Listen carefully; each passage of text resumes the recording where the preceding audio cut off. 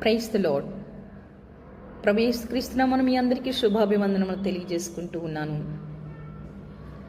దేవుని యొక్క వాక్యంలో ఎలాగూ ఉన్నది. మత్తయి సువార్త 5వ అధ్యాయము 11వ వచనంలో లాగున్నది. నా నిమిత్తము మిమ్మల్ని హింసించి నిందించి మీ మీద అబద్ధముగా చెడ్డ మాటలల్లా పలుకున్నప్పుడు ఆనందించి సంతోషించుడి, పరలోకమందు మీ ఫలము అధికమగును.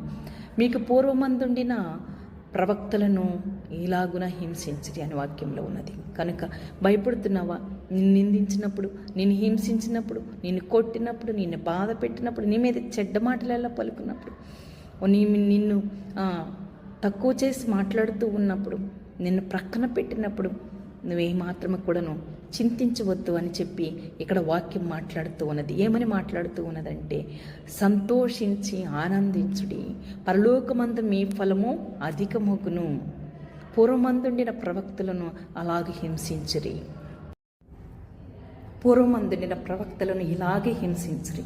కాబట్టి వారితో పోలిస్తే మన యొక్క శ్రమలు, మన యొక్క త్యాగము ఏ పాటిది? మనమందున్నటువంటి పితరులను, ప్రవక్తలను, అపోస్తులను ఎంతగానో హింసించారు. వారిని ఎందుకు అలాగే హింసించారు?